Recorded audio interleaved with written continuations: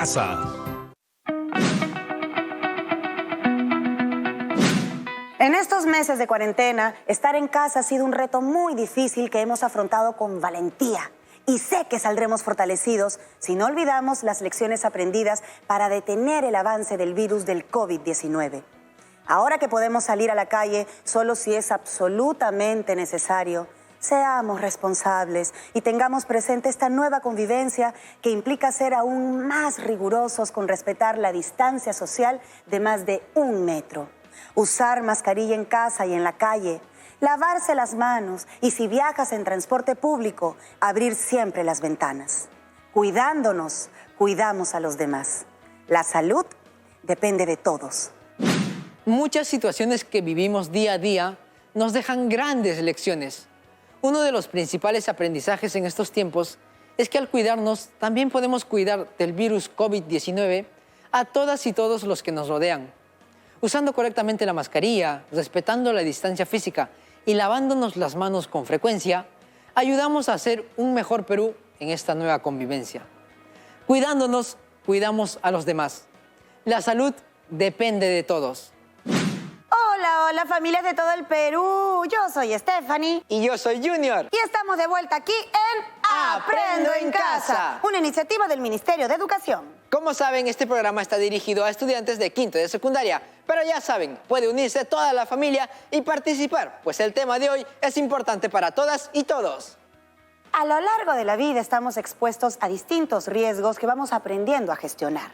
No sé si se han puesto a pensar en algún momento sobre lo importante que es anticiparnos y estar preparados ante los riesgos que corremos. Por ejemplo, si ahora que nos encontramos en emergencia sanitaria hubiera un fuerte sismo, ¿cómo actuaría tu familia? ¿Cómo propondrías un plan familiar de gestión de riesgo de sismos? Esta experiencia de aprendizaje la desarrollaremos durante el presente programa y el siguiente, para conocer la vulnerabilidad ambiental, social, económica y cultural que puede exponer a su familia al peligro de los sismos. Por ello, nuestro reto de hoy es elaborar un diagnóstico preliminar sobre los niveles de vulnerabilidad de tu familia ante el riesgo de un sismo. Este es un tema súper útil y muy necesario. Para iniciar, ¿qué te parece si llamamos a la profesora Jessica Arámbulo? Hola Stephanie, hola Junior y un saludo especial para los estudiantes de quinto grado de todo el Perú. La generación bicentenario de la promoción 2020. Así es, y lo que vamos a hacer hoy es evaluar el estado de vulnerabilidad de nuestras familias. Y para eso vamos a reconocer la vulnerabilidad de nuestras familias ante los sismos, considerando factores ambientales, sociales, económicos y culturales. Explicar el impacto de los problemas ambientales o territoriales en la calidad de vida de la población. Usar fuentes de información para evaluar la vulnerabilidad de mi espacio rural o urbano.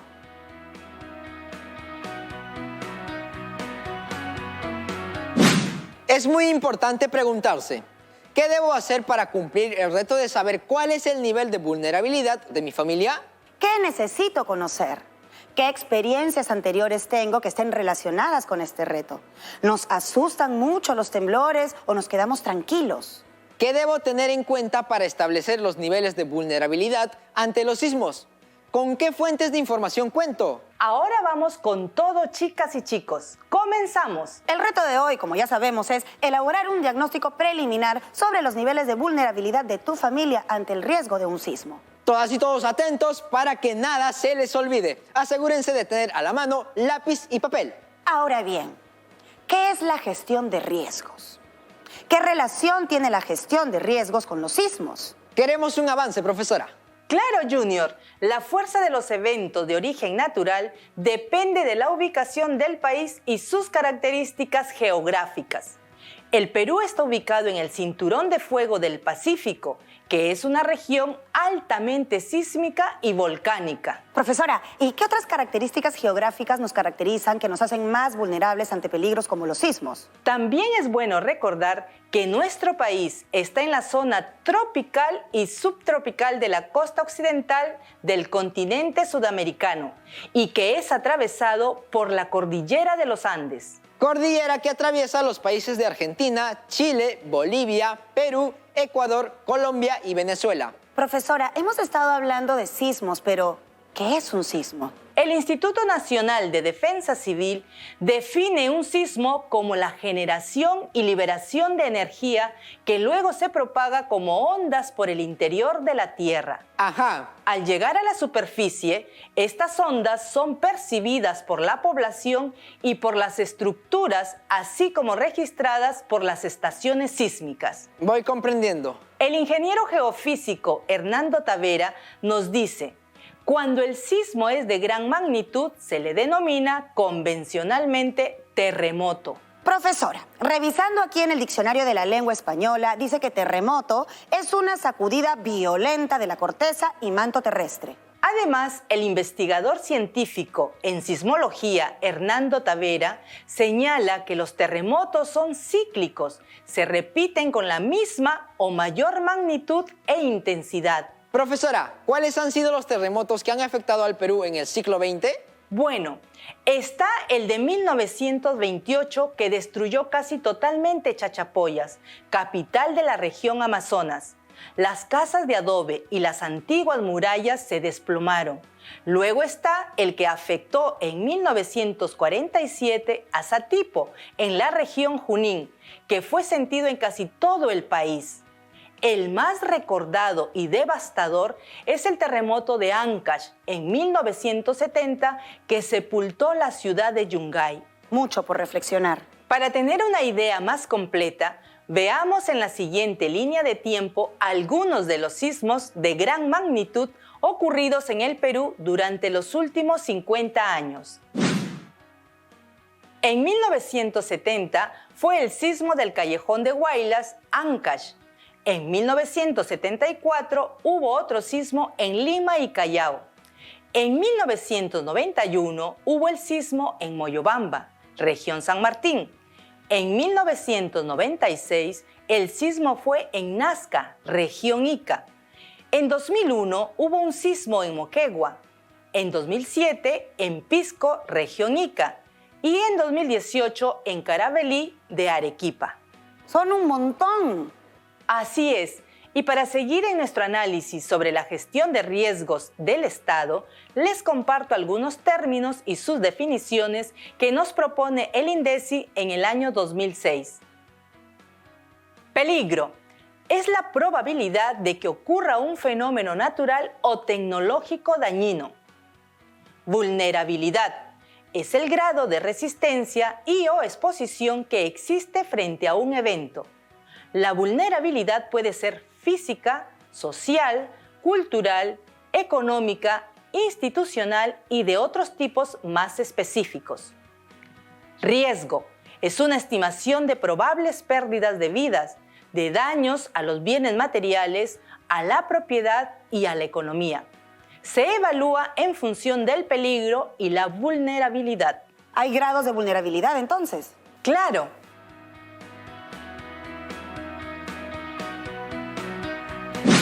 Profesora, respecto al peligro de sismo, ¿qué hemos hecho como país? La gestión del riesgo de desastres es asumida teniendo en cuenta 3 componentes. Veamos el siguiente cuadro. Hay 3 tipos de gestión: la gestión prospectiva, la correctiva y la reactiva. La gestión prospectiva es el conjunto de acciones que se planifican o realizan para evitar y prevenir la conformación del riesgo futuro. Por ejemplo, los planes de desarrollo concertado que incluyen el enfoque de gestión del riesgo. La gestión correctiva es el conjunto de acciones que se planifican o realizan para corregir o mitigar el riesgo existente. Por ejemplo, la reubicación de las comunidades en riesgo, el reforzamiento de las construcciones y estructuras vulnerables. Y la gestión reactiva es el conjunto de acciones y medidas destinadas a enfrentar los desastres, ya sea porque son un peligro inminente o por la materialización del riesgo. Por ejemplo, las medidas que incrementen la resiliencia y la capacidad de respuesta, los sistemas de alerta temprana y el almacenamiento y suministro de agua.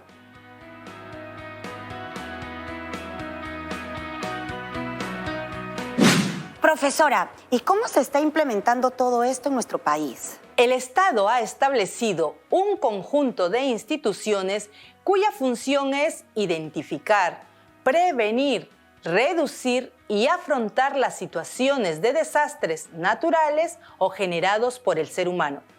Son dos los principales organismos que promueven la gestión del riesgo de desastres y están adscritos al Ministerio de Defensa. Tenemos el Centro Nacional de Estimación, Prevención y Reducción del Riesgo de Desastres, CENEPRED, que es el organismo responsable técnico de coordinar, facilitar y supervisar la formulación e implementación de la Política Nacional y el Plan Nacional de Gestión del Riesgo de Desastres en los procesos de estimación, prevención y reducción del riesgo, así como de reconstrucción. Y el Instituto Nacional de Defensa Civil, INDECI, que tiene como función asesorar y proponer a la Presidencia del Consejo de Ministros la normativa que asegure procesos técnicos y administrativos de la gestión reactiva. Claro, entonces cuando se presentan situaciones de riesgo se movilizan estas instituciones para dar respuesta a la emergencia. Profesora, ¿es posible tomar medidas de prevención ante sismos como los que han habido en nuestro país? Siempre, Junior. Y eso tiene que ver con atender la vulnerabilidad de nuestras familias y de la localidad. Ver lo fuertes y preparados que estamos. Así es, Junior. Y la vulnerabilidad que se puede presentar en lo físico, lo social, lo económico y lo ambiental. Vaya. La estimación del riesgo justo depende del peligro y la vulnerabilidad. Esta última puede ser estudiada según 3 factores: exposición, fragilidad y resiliencia. Y aquí los tienen. Por favor, compartamos con los estudiantes de quinto. Para estimar el riesgo, además de reconocer los peligros, vemos los factores de la vulnerabilidad. Exposición se refiere a que los seres humanos y sus medios de vida están en la zona de impacto de un peligro. Fragilidad se refiere a las condiciones físicas de desventaja o debilidad del ser humano y sus medios de vida frente a un peligro. Está centrada en las condiciones físicas de una localidad. Resiliencia es el nivel de asimilación o capacidad de recuperación del ser humano y sus medios de vida frente a la ocurrencia de un desastre. Y la relación con la vulnerabilidad es la siguiente. A mayor exposición hay mayor vulnerabilidad. A mayor fragilidad hay mayor vulnerabilidad. Pero a mayor resiliencia hay menor vulnerabilidad.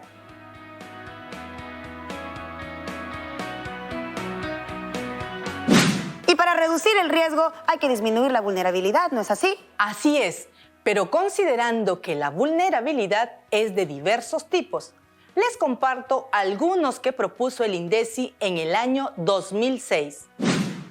Vulnerabilidad natural y ecológica es el grado de resistencia del medio natural y de los seres vivos que conforman un determinado ecosistema ante la presencia de la variabilidad climática.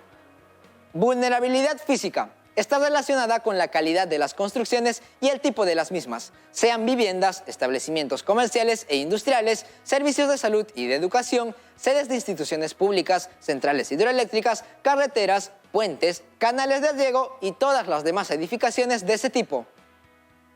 Vulnerabilidad económica es el acceso que tiene una población a los activos económicos, tierra, infraestructura, servicios y empleo asalariado, entre otros, que se refleja en su capacidad para hacer frente a un desastre. Vulnerabilidad social.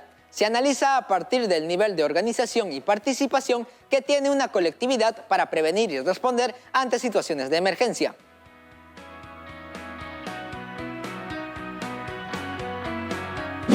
Analizar estos tipos de vulnerabilidad es importante porque nos permite establecer el nivel de vulnerabilidad al que pueden estar expuestas nuestra familia y localidad, en este caso ante un sismo.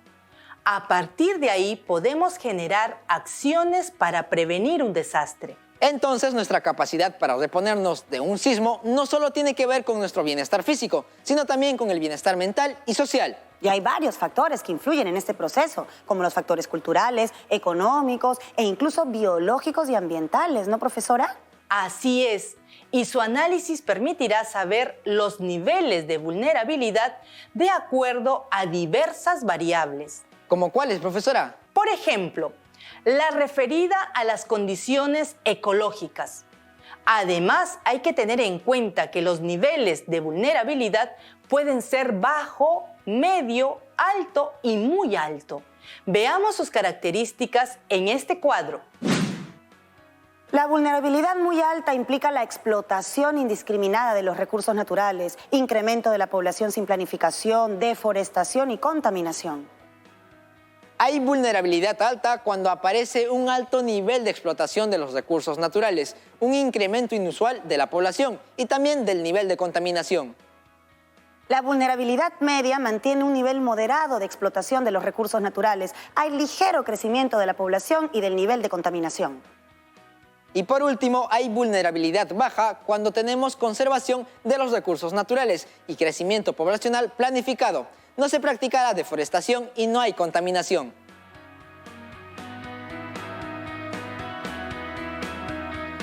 Profesora, en ese mismo manual de INDECI veo la variable construcción de viviendas, que es una vulnerabilidad física. Aquí dice, hay vulnerabilidad muy alta cuando son estructuras de adobe, caña y otros materiales de menor resistencia que están en estado precario. Hay vulnerabilidad alta cuando hay estructuras de adobe, piedra o madera sin refuerzos estructurales. La vulnerabilidad media existe cuando hay estructuras de concreto, acero o madera con las que no se ha usado una adecuada técnica de construcción. Y finalmente, hay vulnerabilidad baja cuando la estructura es sismo resistente, o sea, resistente a los sismos, porque se ha usado una buena técnica de construcción con estructuras de concreto y acero, también conocidas como concreto armado. En el mismo manual de INDECI encontré la variable nivel de ingresos que corresponde al tipo de vulnerabilidad económica. Les comparto lo que dice.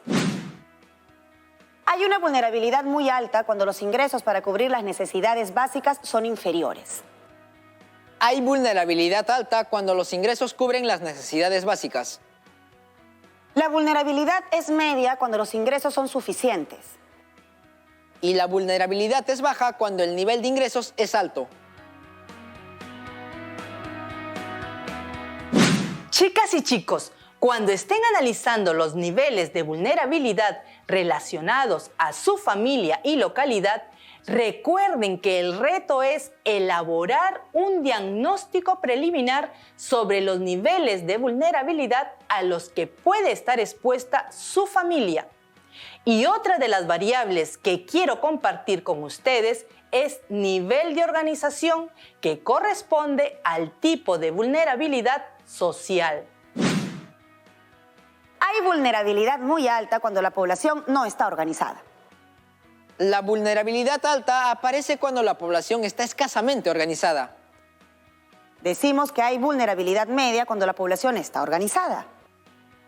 Y la vulnerabilidad es baja, o sea, como debe ser, cuando la población está totalmente organizada.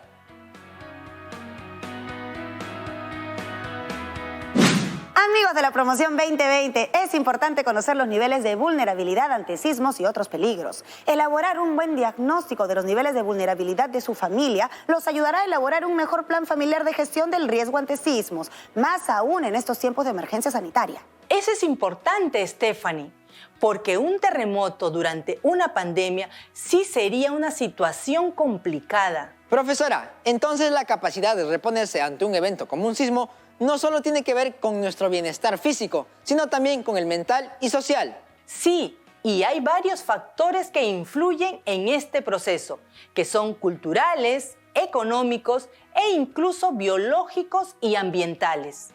Vaya. Y en nuestro país, que tiene una enorme diversidad geográfica, las autoridades elaboran mapas de riesgo que expresan el conocimiento del riesgo que hay en las distintas zonas.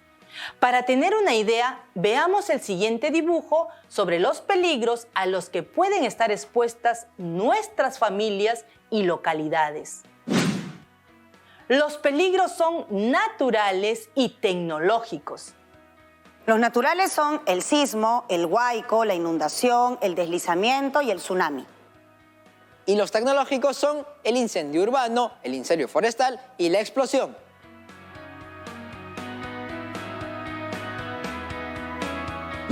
Qué importante es reconocer estos peligros en nuestra localidad. Que en el dibujo están ocurriendo todos juntos, pero eso no sucede, ¿verdad, profesora? es muy difícil que sucedan todos juntos, pero sí puede ser que un sismo cause un incendio, por ejemplo, o una explosión. Profesora, en el caso de sismos, considerando los niveles de vulnerabilidad al que puede estar expuesta nuestra familia y localidad, ¿qué debemos tener en cuenta? En el caso de una localidad, se considera la aplicación práctica de la mitigación y prevención. Profesora, justo respecto a estos conceptos nos comentan Antonio y Andrea. Hola profesora y amigos de todo el Perú. En el caso de la mitigación, si la amenaza es de origen sísmico, se podría trabajar sobre los factores de vulnerabilidad estructural, reforzando las viviendas o reubicándolas, en caso de que se encuentren en zona de riesgo. Por ejemplo, hay formas de construcción que aseguran que nuestras casas no se derrumben con un sismo.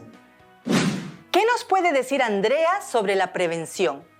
Profesora y compañeros, en caso de la prevención, si la amenaza se debe al mal estado de conservación de una zona donde hay viviendas, se pueden ejecutar obras de conservación, como recolección de semillas, organización de viveros o actividades de reforestación. Por ejemplo, sembrar árboles evita la erosión y los deslizamientos del terreno. Muchas gracias por sus interesantes intervenciones, chicos. Siempre es bueno escucharlos. Hasta pronto. Profesora, al estar nuestro país en el llamado Cinturón de Fuego del Pacífico, estamos expuestos a mayor peligro, ¿verdad? Claro, pero recordemos que el impacto de un sismo dependerá de los niveles de vulnerabilidad. Y eso es precisamente lo que hace falta reducir. Profesora, ¿cuáles serían las ideas clave que nos llevamos el día de hoy? Revisemos. La gestión de riesgo de desastres es el conjunto de conocimientos, medidas, acciones y procedimientos que se usan para planificar programas y actividades que evitan o reducen los efectos de los desastres. La resiliencia es el nivel de asimilación o capacidad de recuperación del ser humano y sus medios de vida frente a un peligro o un desastre. La prevención es el conjunto de actividades y medidas diseñadas para protegernos de manera permanente contra los efectos de un desastre.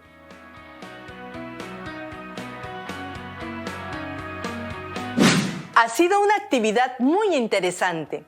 El día de hoy hemos analizado diversas fuentes sobre la gestión del riesgo de desastres, los tipos y niveles de vulnerabilidad al que pueden estar expuestas nuestras familias ante peligros como los sismos. Y además hemos reflexionado sobre lo que implica promover una cultura de prevención frente a los desastres naturales. Muchas gracias, profesora. Ha sido una actividad más que interesante. Gracias a ustedes. ¡Hasta la próxima!